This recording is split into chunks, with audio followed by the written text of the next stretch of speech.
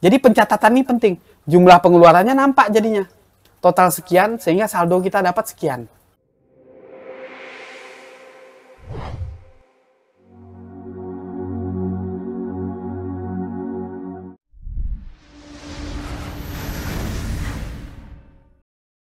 Felindo.com menyediakan alat dan spare part handphone. Salam sejahtera buat kita semua, kawan-kawan dimanapun berada. Para peserta training teknisi ponsel online LPK Quantum Telecommunication Semarang. Semoga kita semua selalu dalam keadaan sehat walafiat, dimudahkan rezekinya, dilancarkan semua urusan-urusannya, dihindarkan dari balak serta musibah, serta selalu dalam perlindungan Allah Subhanahu wa Ta'ala. Amin, amin ya Allah ya Rabbal Alamin. Hari ini kita mulai belajar dari awal. Nah, di pertemuan pertama ini, ya kawan-kawan sekalian, ada beberapa hal yang ingin saya sampaikan kepada para peserta sekalian, termasuk alumni juga. Kenapa tadi saya katakan, saya kasih judul pengenalan bisnis servis handphone. Nah, di dalam bisnis ini, kita tidak memerlukan basic elektronik, tidak memerlukan basic sebagai seorang pengusaha, harus kaya raya, punya banyak modal dan sebagainya. Jadi apa ya yang kita perlukan di dalam menggeluti bisnis servis ini? Yaitu pondasi dulu. Apa pondasi yang kita butuhkan? Yaitu yang pertama, pondasinya adalah ilmu dulu. Insya Allah saya yakin kawan-kawan sudah menemukan tempat yang tepat, yaitu Quantum Telecommunication Semarang. Baik kawan-kawan yang baru belajar dari nol, yang nggak paham sama sekali tentang ilmu. Ilmu apa? Ilmu bisnis. Ini yang paling pertama. Ilmu dagang. Ya. Jadi jangan anggap sepele nih. Kawan-kawan pinter servis, tapi nggak bisa berbisnis, tidak bisa menjual skill kita, maka zong hasilnya. Berapa banyak teknisi yang tutup counter, yang jual alat-alatnya di lelang. Berapa banyak di grup. Wah, aku istirahat aja lah, ganti profesi. Banyak. Kenapa kok sampai gitu? Karena apa? Nggak punya ilmu bisnisnya.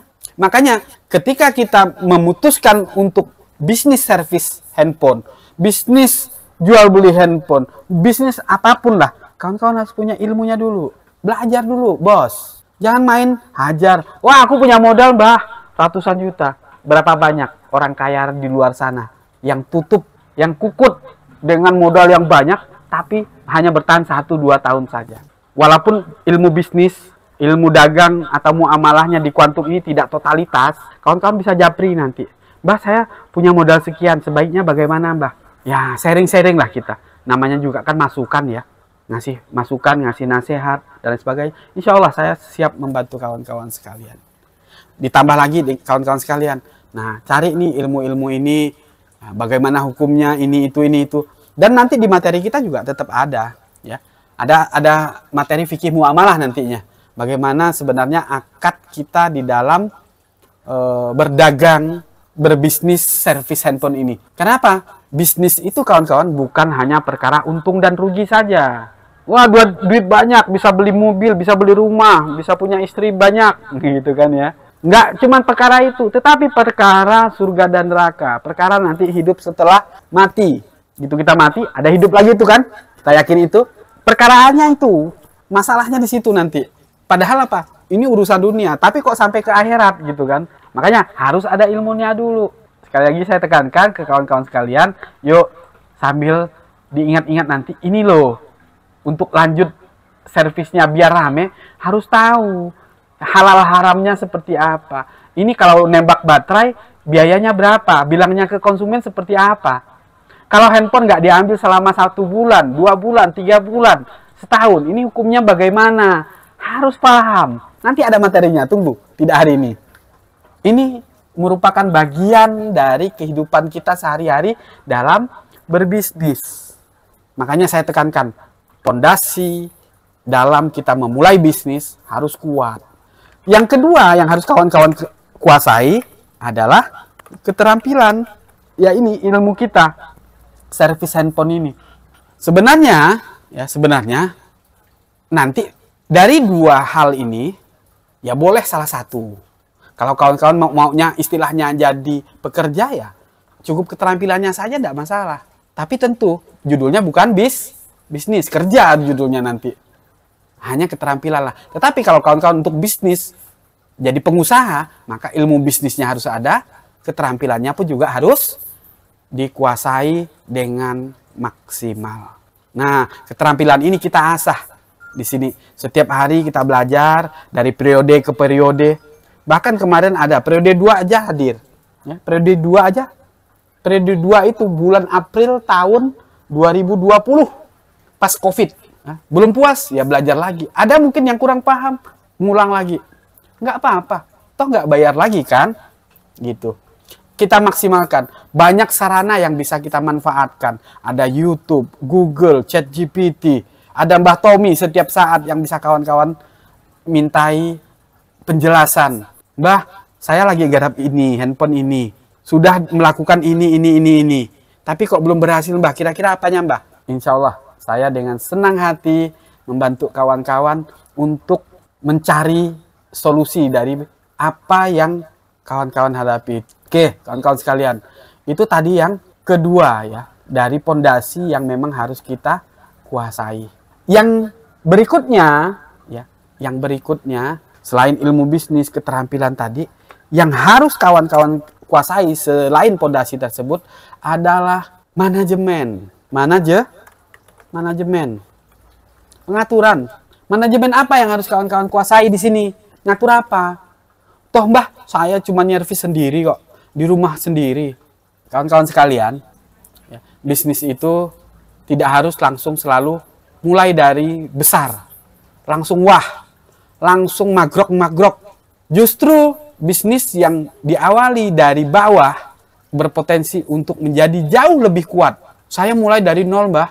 Dari jual kalung istri, gitu kan ya. Ada peserta kita. Dia waktu mau kursus offline, dia jual kalung istrinya.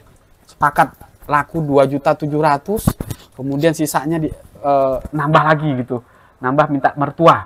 Dari situ dia cari ilmu, selesai kursus, dia ngikut saya dulu, cari modal lagi, dapat duit baru buka counter. Alhamdulillah sekarang counternya besar. Nah, bahkan murid nomor 1 itu menjadi orang kaya, cukup terpandang di kota Semarang. Dia jadi bisnisnya itu selain counter juga jual beli mobil kebetulan. Jadi dia dapat modal jual beli mobil itu dari bisnis counter, dari servis. Oke, baik. Jadi yang saya maksud dengan manajemen ini apa coba? Yaitu kita sebagai seorang pebisnis haruslah menguasai administrasi. Wow, administrasi itu apa? Pencatatan. Jadi di dalam bisnis kawan-kawan, ya, mulai hari ini bagi kawan-kawan sekalian yang belum punya catatan-catatan tentang progres yang didapatkan, ayo saya ajak kawan-kawan semua untuk mulai mencatat, membuat administrasi. Apa aja tuh? Apa aja yang harus dicatat dari konsumen, ya, yang selama ini nggak pakai nota, bikin nota, walaupun nota ecek-ecek, nota polos, bikinkan stempel. Kalau belum ada nota pakai apa namanya itu, pakai kop, pakai aturan main dan lain sebagainya, beli nota polos Rp3.000. Yang penting ada rangkapnya. Ya. Nanti untuk contoh nota, Mbak Ika hari ini boleh langsung di-share di grup ya. Contohnya langsung share di grup WA. Jadi kawan-kawan nanti setelah ini, bukan setelah ini, langsung saat ini juga di-share Mbak Ika contoh nota kita. Bisa dicontek, tinggal ganti kop, atau pengen bentuk lain, tapi intinya masih sama seperti itu. Ini harus kawan-kawan punya. Jadi, setiap orang yang servis, ya wajib nota. Wah, ini cuma tetangga. Justru itu, tetangga nanti yang berbahaya. Wah, apa? Servis di tempatnya, siapa misalnya? Bang Komeng, gitu kan ya. Servis di tempat Komeng, seminggu, 2 minggu, udah jadi-jadi. Padahal apa? Baru 2 hari. Kenapa? Nggak ada nota. Coba deh dia bilang, kok lama banget servisnya Bang? Sampai 2 minggu.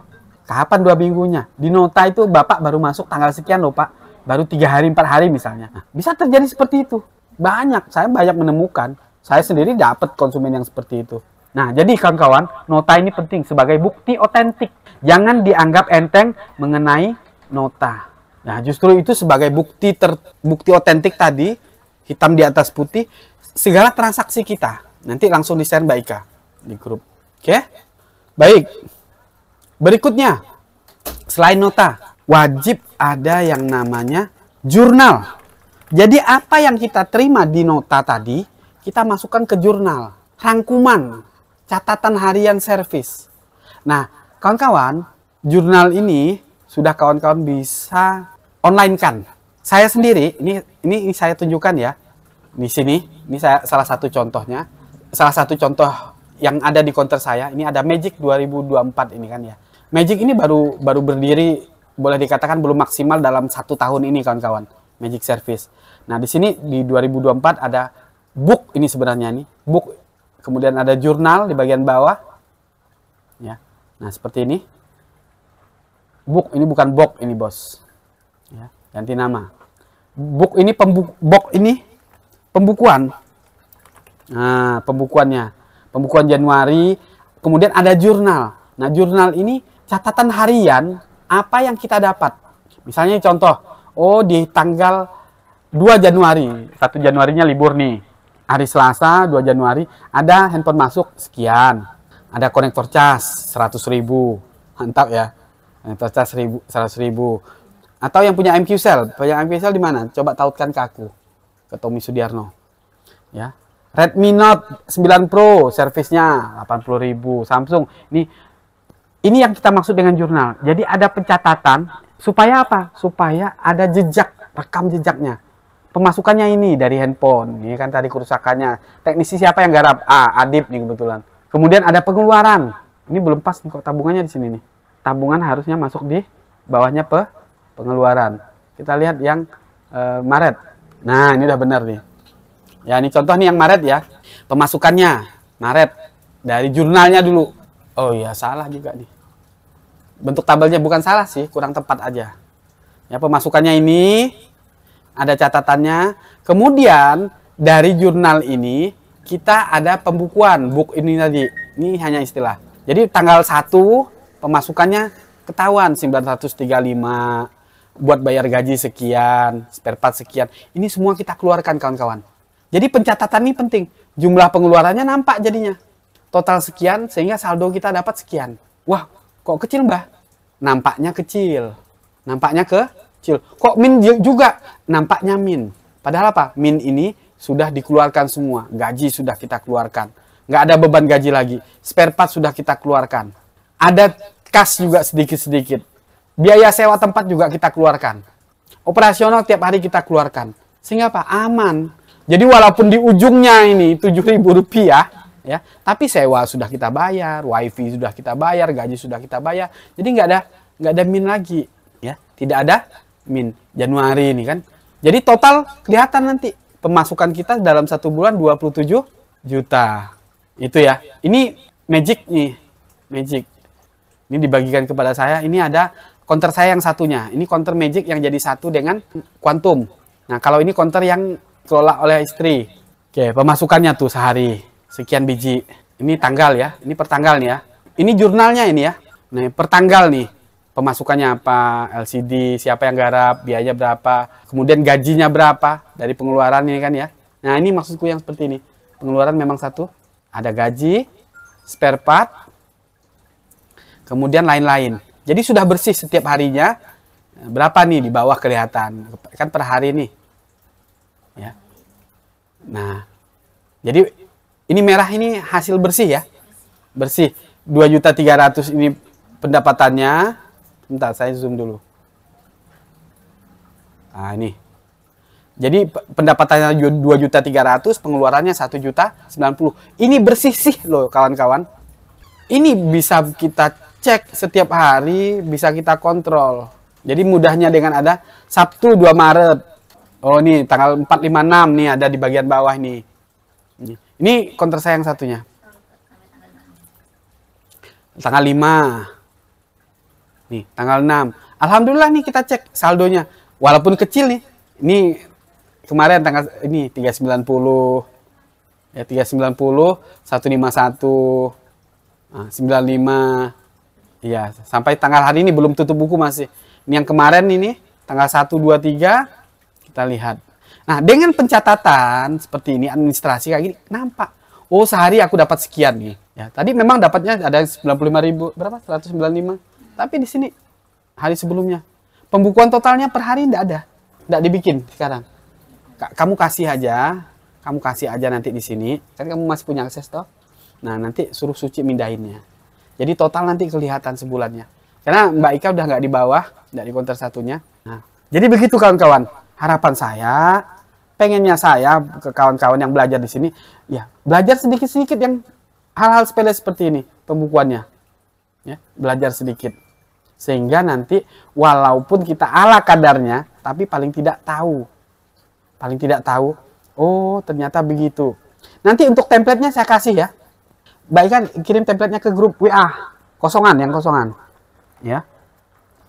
Bukan saya bergaya nunjukin, wah penghasilannya Mbak Tommy sehari 1.400.000, 1.500.000. Wah bisa kawin lagi tuh kan gitu ya. Enggak. Itu mama yang ngurusi.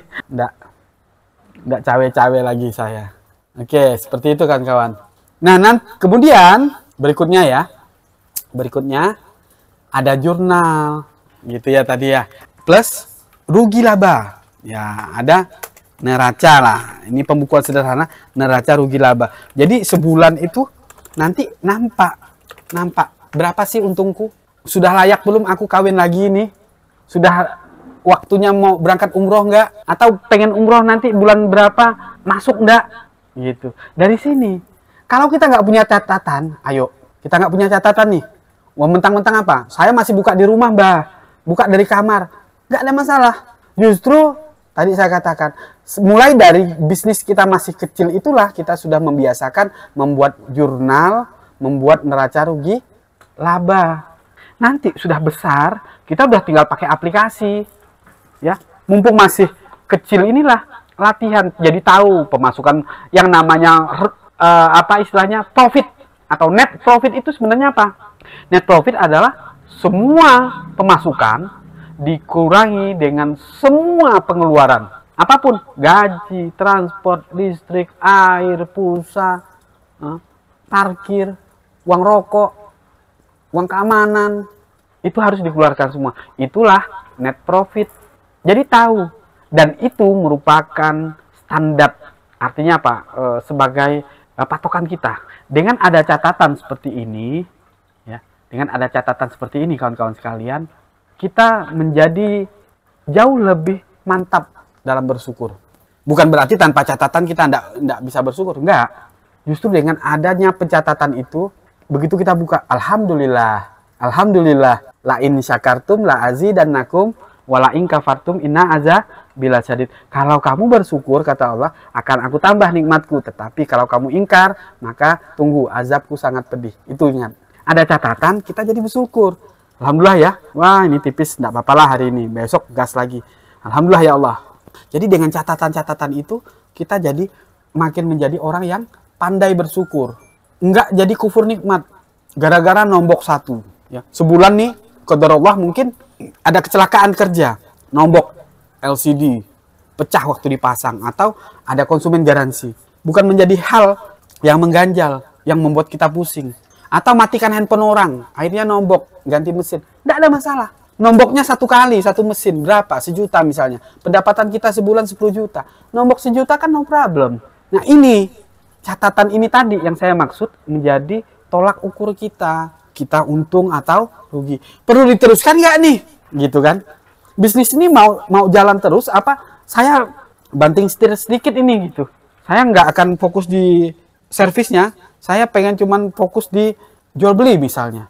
Itu bisa jadikan patokan. Dari mana? Dari pencatatan. Ini kawan-kawan yang saya tekankan. Oke? Yang kedua, yang harus kita atur betul-betul ya, secara maksimal, yaitu keuangan. Tentu tadi neraca rugi laba ini saya katakan ada angkanya. Itu dari pemasukan, dari pengeluaran. Pemasukan, ya pemasukan duit dong, pengeluaran duit dong. Kan ada uangnya nih. Semuanya ini tadi kita keluarkan. Keuangan ini tadi betul-betul kita atur supaya apa? Harus dibedakan, pisahkan keuangan pribadi dengan bisnis. Harus terpisah, nggak bisa. Wah, uang kontrak kan uangku. Toh yang nyervis aku. Yes, betul. Betul. Tetapi, kalau itu kawan-kawan lakukan, maka bisnisnya kawan-kawan nanti tidak akan bisa berkembang. Berapa banyak bisnis bangkrut karena apa? Tidak bisa mengatur keuangan. Keuangan pribadi tidak dipisahkan dengan keuangan bisnis. Jadi di sini sudah jelas ya, tadi di administrasi ini ada kita cantumkan namanya pemasukan dulu ya. Pemasukannya apa aja. Harus juga ada pengeluarannya apa aja. Uangnya harus jelas. Pemasukan misalnya nih, pemasukan dari servis plus jualan aksesoris. Apalagi misalnya kita jualan pulsa plus kuota dan lain sebagainya. Apalagi lah sembarang. Saya dulu juga sambil cetak foto, ya, macam-macam sumber pemasukan. Harus jelas. Pengeluaran juga harus jelas. Apa aja pengeluarannya? Gaji. Kita sebagai teknisi harus digaji. Terpisah kita sebagai owner, kita sebagai pemilik.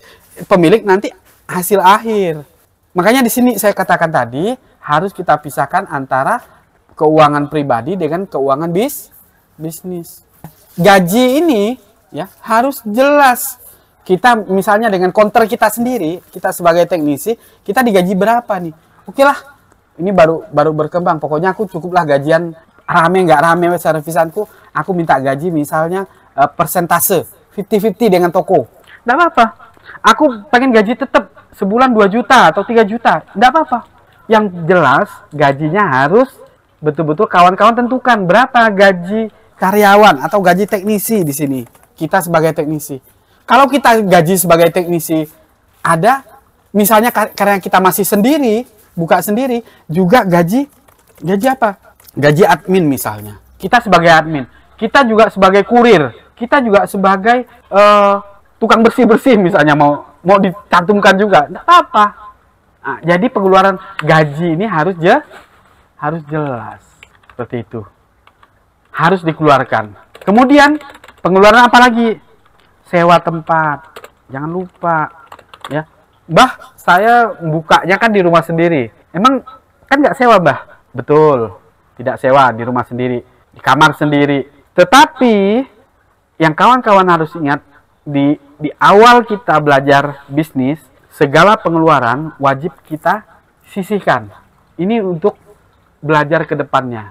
Jadi sewa tempat walaupun di rumah sendiri keluarkan. Dan ini menjadikan tabungan kita. Supaya apa? Supaya nanti misal kita sewaktu-waktu udah 2-3 tahun buka, ya sewa tempat kita hitung nih sehari misalnya 30.000 rumah kita.